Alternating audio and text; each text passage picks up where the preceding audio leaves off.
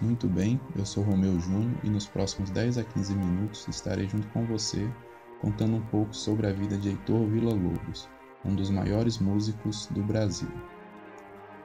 Heitor Villa-Lobos nasceu em 5 de março de 1887, no bairro de Laranjeiras, no Rio de Janeiro. Era filho da dona de casa Noêmia Villa-Lobos e do funcionário da Biblioteca Nacional e músico amador Raul Villa-Lobos. Nos anos de 1892 e 1893, residiu também em Sapucaia, no interior do Rio de Janeiro, e também em Cataguases e Bicas, no interior de Minas Gerais.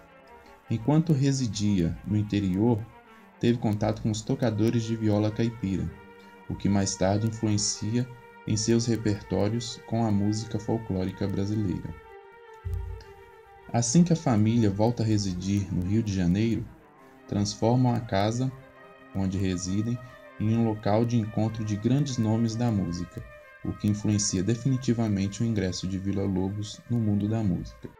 Aos 6 anos de idade, Villa-Lobos começa a estudar com seu pai clarinete e violoncelo, sendo o violoncelo onde estudava uma viola adaptada por seu pai. Raul Villa-Lobos era severo com seu filho, em exercícios de percepção musical e o conhecimento do estilo, gênero, caráter, notas musicais, ruídos e origem da música. Nesta época, sua tia Fifina lhe apresenta os prelúdios e fugas do cravo bem temperado, fazendo com que Heitor se fascine pelas obras de Johann Sebastian Bach, o que o influencia fortemente para a criação das baquianas brasileiras.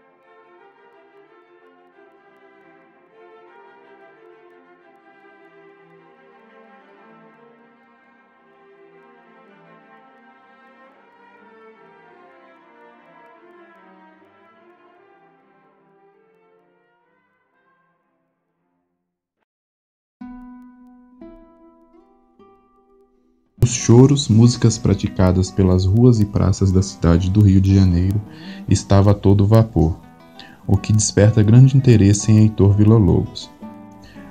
Heitor então começa a estudar violão escondido de seus pais, pois os chorões eram vistos como marginais pela sociedade da época.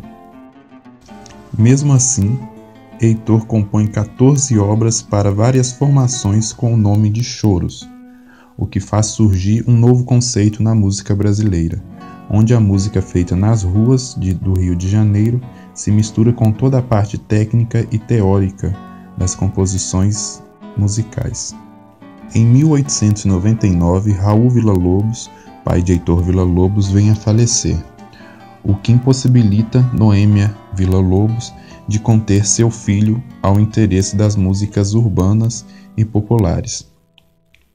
Em 1905, Villa-Lobos viaja pelo Brasil, ficando em engenhos e fazendas do interior, buscando conhecer a música folclórica local. Suas viagens abrangiram os estados do Espírito Santo, Bahia e Pernambuco. No ano de 1908, chega à cidade de Paranaguá, no Paraná, onde fica cerca de 2 anos, onde toca violoncelo para se sustentar e violão para os jovens da cidade. No ano de 1911 e 1912, Villa-Lobos participa de uma excursão pelo interior dos estados do Norte e Nordeste, conhecendo então a Amazônia, o que influencia e marca profundamente suas obras.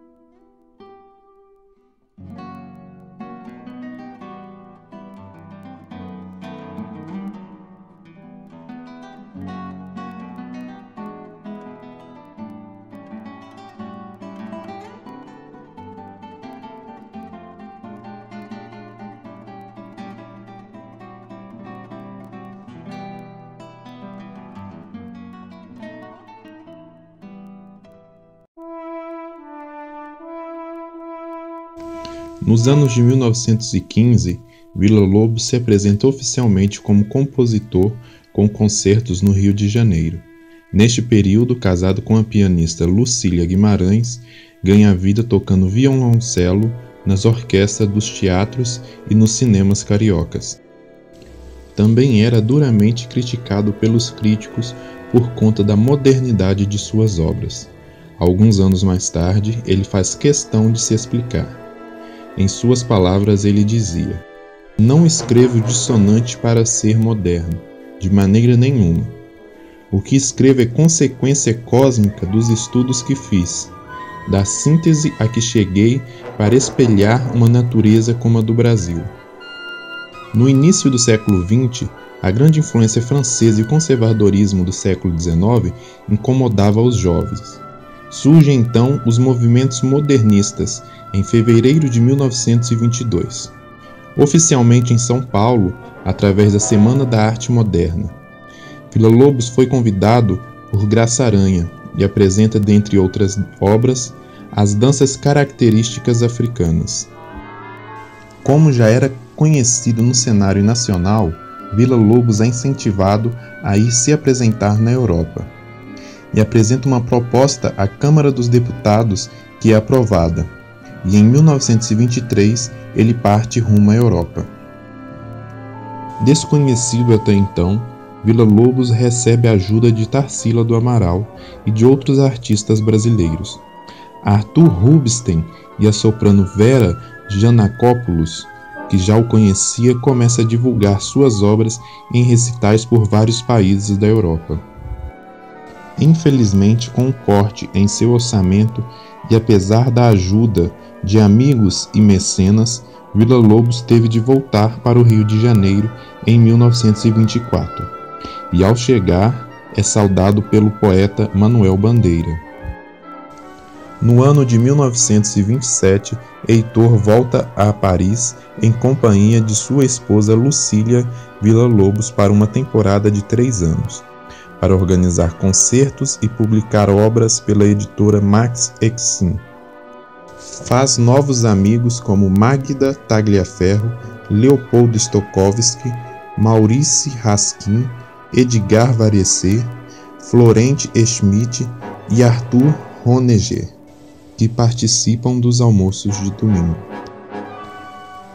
Em sua segunda viagem à Europa, ganha prestígio internacional, apresentando suas composições em recitais e regendo orquestras nas principais capitais europeias.